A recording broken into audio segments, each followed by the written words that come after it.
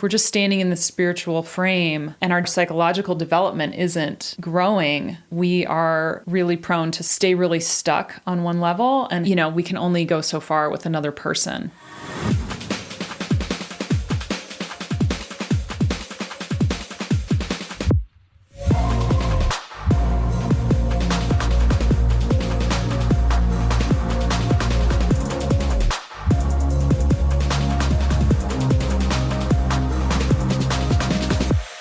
What's up, and welcome back to another episode of the Relationship Schools podcast. I'm your host, Jason, here with my lovely wife, Ellen. Hello. Hi. Good to have you back. Thank you. I've been telling you guys about my life-changing yoga practice and how my body is healing after decades of injuries. And that's thanks to Lit Yoga, my friend Laura Hyman, and her incredible yoga technique, really, practice. She combines physical therapy and asana yoga practice to help you get stronger in your core in all the right places. And it's coming from someone who knows the body deeply, as a person who's worked with so many injuries. And that's me. I'm an injured dude. And I need a yoga that is going to help me move effectively and efficiently throughout my life. And I'm getting stronger, and it's intense. It's awesome.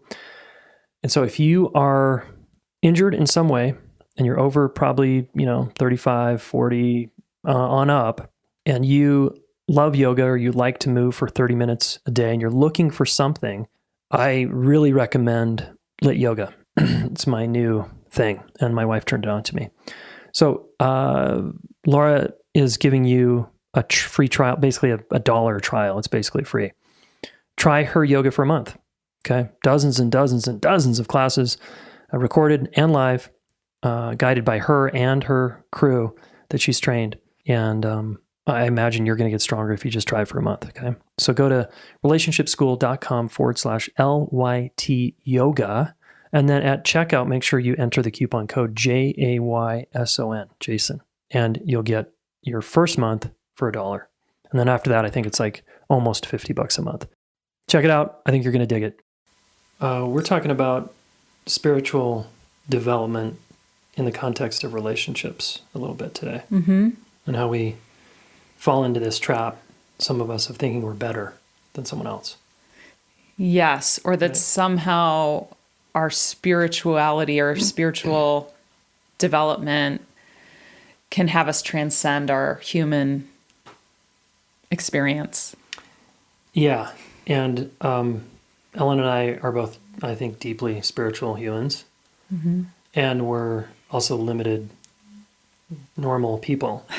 Yes. In our nervous system and our, just the way we operate sometimes. We're just messy people sometimes, like everybody, right? Yes. Yeah, so we just wanted to have a dialogue about this, because sometimes we work with people or get questions where people get kind of stuck here around thinking they're better than someone, or thinking, hey, I'm transcended that issue. I don't do that anymore. So let's get into that. Yeah. You want to get into that? Yeah. What's your, you have lots to say here. Yeah, I know. So I think it might be partly because we live and work in Boulder, that there is a lot of personal growth oriented people here. There's a lot of spirituality and spiritual development here. And it's a really amazing place in a lot of ways. And, but what we're trying to hone in on is, as we watch couples try to navigate this sort of intersection between what happens as human beings in relationship, and human beings, I mean like a mammal with a nervous system that responds to threats, that has irrational reactions to things, emotional reactions to things, a human mammal that has a history of potential challenges with dependent relationships and primary relationships, things like that, and how that intersects with some of our spiritual development, our spiritual teachings, because those can really resonate and feel very freeing and expand our view on life and our humanity. Yeah. But somehow it seems like they can there can be a challenge there Completely. to integrate all of that. Yeah. Yeah. And some of you know Bruce Tift, who I've had on the podcast here. He has a nice way of summing this up, which is there's a fruitional view and a developmental view. But I would tweak it to say a fruitional view and practice and a developmental kind of way of living. And in other words, we get a spiritual teaching from Buddhism or wherever that says there's no problem in this moment. I'm feeling uncomfortable with that. There's no problem here. And I like that. I'm with that. Right. Like working with our mind Yeah. around our human experience. Yeah, totally. Yeah. And trying to see that it's actually happening maybe for a reason and there's no problem here and I can just relax into this moment and be with it. Yeah. That's kind of more of a fruitional view. And then there's the developmental view, which is, you're reacting and some of your reactions are coming from your history and what you've been through and what your nervous system remembers in your body. And the procedural memory in there of you've had some more negative experiences when someone looked at you a certain way. There's developmental work to do in relationship with other people that I can't transcend, and I can't just be like, oh yeah, it's all fine. Like, I'm okay. Right. There's this path that we have to walk. Right. And so like, I think the slippery slope there is the fruitional view can feel so liberating and spacious and like, oh my God, things are okay. And I can be with my discomfort. I can like sit here alone and work with this, be with this, and it evolves into something else. And like, there's a whole inner process to learn about ourselves there. And a lot we can tap into that's, the unseen world or just this huge energetic capacity we have. Like there's a lot of amazing spiritual experiences to be had. Completely. And then that can be alongside the fact that we have a nervous system that remembers. We have implicit, like Jason said, procedural memory. We have memory just in our bodies about how, what the risks and vulnerability are when it comes to being close with someone or depending on them or not having people close enough.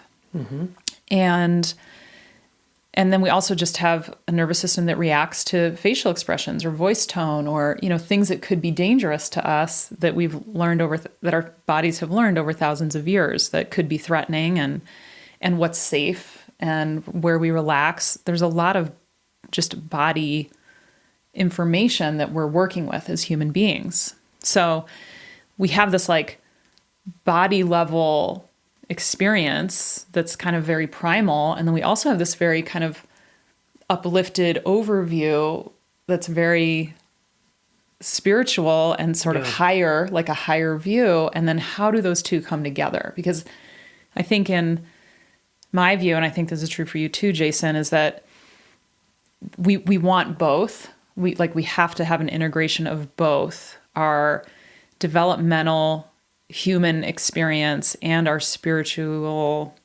development to really have, I think, the most full experience of ourselves. Yeah. So we want these two to be integrated. Yeah. And that's why Ellen and I see relationship as a path Yes. to becoming who we are, because it forces us to take our spiritual paradigm and smash it into our developmental work. Yeah. And it's complicated. It's complicated. And it's sticky and it's uncomfortable. And yet that's where, to me, the freedom is using my triggers with Ellen to be myself. Versus where it gets slippery here with bypassing is I can take my spiritual view and I can be like, well, I'm feeling I'm uncomfortable here and there's no problem and I'm not going to do anything to help you out. And that's your reaction is your problem. My reaction is my problem. And I'm just going to take it to the cushion. Take it to the cushion and put that in my spiritual paradigm and we'll be fine. Yeah. And I think that at times or in the short term might relieve some of the challenges between us. Yeah. But what we've seen over time in our own relationship and in a lot of couples is that that's not a sustainable way of really developing a relationship. That you can't just keep going to your own corners and working with your experience and bringing yourself back into balance and then coming back, that like there's a ceiling to where you can go as a couple. If that's your main strategy for dealing with tension, conflict, differences, that if you aren't actually getting in there and collaborating and creating a new narrative and a new understanding of yourselves and each other, like that's really where the development comes in, I think. Yeah. And it's more complex. It is more complex. I feel like this was a stage of Ellen and I's journey where we went through a stage where we both went to our corners, and it had merit. There was ways in which that worked. If I was triggered by you, I could kind of not bother you with that, and I could just take it to the cushion and breathe through it and cry or hit pillows or whatever. Or I could go on a hike for a few hours and sort of move and feel my feelings and then come back and be like, yeah, I'm better now. Yeah, are we cool? Okay, good, we're done. And what we've learned over time with ourselves and other people is the nervous system doesn't quite... you can't get around the nervous system part of this. And while you might have gotten more calm in your nervous system on your hike, and I might have gotten more okay in my skin on my meditation cushion, I still have to come back toward you again. And here we are with the same problem that we still haven't dealt with. Right. Which is our developmental That's the developmental history. work. Is like what actually got triggered here? What's the problem? Where do I need to grow and develop? In relationship to you, standing 2 feet away from you, not going to my corner, but actually staying here. What's the move here? And how do I mature into myself deeper? Yeah. And that is such an edgy place, like to stay in that discomfort and stay in relationship. It's kind of raw. It's very vulnerable. It's a little maybe messy. And to us, I think that is really important work to do, to keep integrating these spiritual ideas with our developmental maturity. Because if we're just standing in the spiritual frame and our psychological development isn't growing, we are really prone to spiritual bypassing. That's where it's really easy to bypass and then stay really stuck on one level and have to, we can only go so far with another person. Hey y'all, if you want to learn how to get your needs met, learn about attachment dynamics, learn how to become a relationship coach, or learn how to work through conflict successfully, come sign up for one of our latest trainings, relationshipschool.com/training. All right, and we rotate these trainings. So I'm not sure what it is right now. Just go to that page. This way you can get me live, ask me a question, and hopefully learn a ton that's going to help you immediately in your relationship life.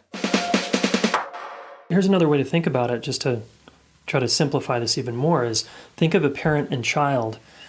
The child, let's say a 5-year-old boy, okay, I'm 5 years old, and my mom is trying to help me grow up, right? And at 5, there's certain developmental things that I move through. I need to, I'm into how much can I accomplish here, and I need to tie my shoes by myself. I'm learning some independence here, and I can throw my tantrum but come back and be okay again. There's lots for me to do. And if the parent just sent me to my room and I was just supposed to deal with myself, right? No one is teaching me how to mature here and how to grow up. I'm only taught just go be with yourself, right? And actually that's not self-regulation, as we know. When you send a kid to his room, they're usually distracting because no one's taught them how to be with their experience. Right. So it's more like dissociation or reading or doing something else, getting on my screen, besides being with myself. So again, if that happens over and over and over again, that child isn't developing, right? And the parent's not really teaching them how to develop. Right. And they're getting stuck. Their development's getting arrested in the things, the developmental tasks that they need to accomplish. So if we just take that kind of example and put it on an adult relationship, there's developmental gaps that all of us probably had growing up that we have this amazing opportunity to complete or move through together as adults. Yeah, because really dealing with another person in an intimate relationship is like one of the hardest things to do. Like it's actually really hard for our brain to be with ourselves and another person who's a completely different entity than us. Like it takes a lot of capacity to do all the things that are needed to listen to another person, be interested and curious about another person, and hold that same level of attention and interest in myself. It's way more complex, and we need practice. And like Jason was saying, like if we didn't get a lot of practice with that or have that experience of someone being with themselves and with us at the same time when we were young, we really don't know how to do that. And we feel like, okay, it's either gonna be your way or my way, and it's gonna be unfair. Yeah. And that speaks to just a developmental gap. So what we're often working with people on is some of that developmental work of how do we become a more complex, mature human being, because we have the capacity to do so. Yeah.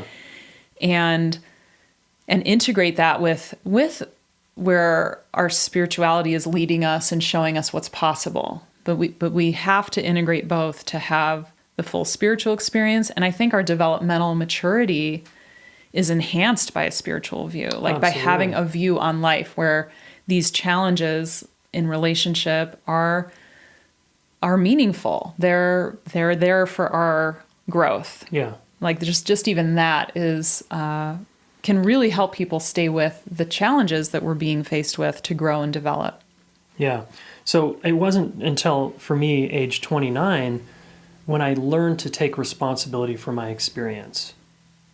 You could say almost 3 decades, I had a developmental delay or gap around ownership and taking responsibility and learning how to be with my experience. I didn't know how to do that. So I had a major developmental deficit there, relationally, right? And it showed up, of course, in my relationships with me blaming all the women I dated. There was always something wrong with them. Always something wrong with them. And I felt superior, and there was always something like they were doing wrong or not doing enough of, or they were too much, too emotional, too needy, whatever it was. I just had a big story going on. Little did I know that all of that was disowned in me. My emotional sensitivity was disowned. My ability to take personal responsibility was disowned, right? And I was stuck, super stuck. So it wasn't until I started working on myself that I could start developing there. And then once I got married to you, it like took it to the next level, because it was like, oh shit, I really got to own my stuff here if I want this to go well. Yeah, totally. And actually being with my emotions actually is better for the relationship than being shut down all the time. So there was all this magic that started to happen with Ellen because I started to mature developmentally. And I was meditating, I was busting my ass on the cushion, I was doing all kinds of stuff, thinking. A lot of retreats, and solo time. Yeah, time alone, being with my experience, getting good at that. But none of it was really moving this nervous system piece with you forward until we started really working that angle. Yeah. Yeah. So I guess another quick dynamic we can talk about before we wrap up is just this superiority thing. Where we see couples, one partner is like into personal growth. The other person maybe is, but isn't as far along or something. Yeah, hasn't done like as much studying or something. And so the more spiritual person, at least the self-identified more spiritual person, right? Like I'm more spiritual than you or developed than you, takes a kind of an arrogant stance and starts saying things like, I don't have that issue anymore. Right. I'm done with that, or I transcended that, or that's your issue, not mine. I'm over it. And keeps pointing out like, well, and you're doing this and you're doing that, is really good. The spiritual person is like really good at pointing out all the ways the less spiritual person, less spiritual, is kind of not getting it. Yeah. And they turn into the therapist, the coach, the sort of mentor I kind of have my shit together. You kind of don't. And I'm going to kind of tell you all the ways in which you're not doing it right. Yeah. And I'm a little better and a little farther along. And some couples actually get stuck here. The underdeveloped person, at least in their dynamic, or how they're identifying it, can buy into it. Be like, oh yeah, my bad. Oh gosh, I need to try harder. I need to be more spiritual. I need to, gosh, if only I applied myself more, then one day I'll catch up to you. Or they either do that or they retreat and feel judged and criticized and shut down. Yeah. You know? Yeah. They either buy into it or they become defensive and self-protective and feel missed and completely and feel like something's off. And that's actually true. Something is off.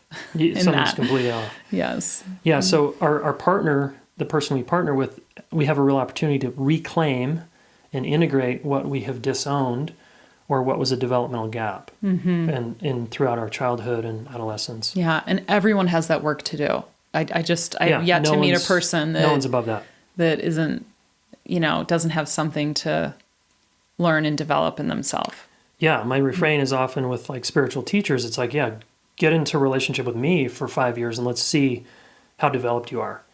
Like really, like when we really get in there and partner with someone, we see the shadow comes out and emerges and spills out sideways and things get messy. Now that's as it should be so that we can heal, love that part of ourselves, integrate it, and be more empowered in our lives. And it involves really, I think, working together, like collaborating to help each other there and to be as clear a reflection as you can and as humble as you can. It's a lot of humility to be in partnership, and together you can develop yourselves in a whole new way, which is really different than what we can do by ourselves. We can, of course, develop ourselves alone, but the partnership gets at a whole other part of ourselves that we only have access to in a relationship where we depend on each other. Yeah, totally. So if someone claims they're more relationally developed, for example, than you are, I'd be suspicious.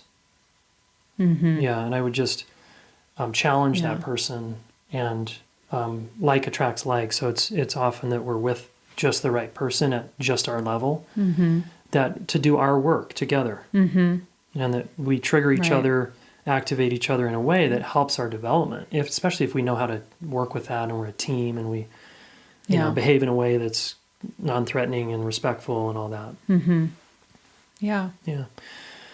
Cool. Well, we hope all y'all and your spiritual views, we really want to encourage that and integrating it with your development. Yes. Your developmental work. And our favorite place to do that is relationally here. Absolutely. Yeah. Cool. Thanks. Thank you. Okay. Action step. With a friend or your partner, if you have one, have a dialogue about this: spiritual development and relational development. Ellen and I are saying to us, it's the same thing. Relationship as a spiritual path. Relationship as a path to becoming who we are. It's amazing. And I'm curious how it is for you. And do you have a spiritual view? If not, try it on that your relationships are designed to get you to grow. That could be your new spiritual view. Grow and become yourself. All right. I want you to really consider that as a spiritual framework, no matter where you are on the spiritual spectrum. Okay. I think it's endlessly fascinating to grow through relationship, not only with friends and family, but an intimate partner is probably the biggest crucible where you're going to grow the most. And you're going to get shown exactly where you are in your development. So have a conversation and see if that's true for you, that, gosh, I think I'm pretty spiritual, but man, am I relationally kind of young, right? Okay, awesome. Thanks for listening, folks. Thanks for subscribing. Make sure you follow us on Instagram, YouTube, all the channels. And be well. Go deep. Hey, every month I'm going to be doing a challenge. You've probably heard about it if you've been listening. You've got to be on my email list, however, to get in on the action. And you could win, a relationship course. You could win potentially coaching with me, no charge. You could win coaching with one of our coaches. There's lots of cool stuff. that you can win if you play. How do you do that? All you have to do is be on my email list and look for the email that says personal update. In that email, I share a lot of personal wins and losses, highs and lows, podcasts I'm listening to, books I'm reading, favorite song, anything I'm watching, and what my challenges are, what my opportunities are, and of course, the challenge. So just go to relationshipschool.com/challenge, and you are going to be asked to just leave your email address. Okay, and then you're on my email list. Boom, done. And just make sure it doesn't go to spam. All right? relationshipschool.com/challenge.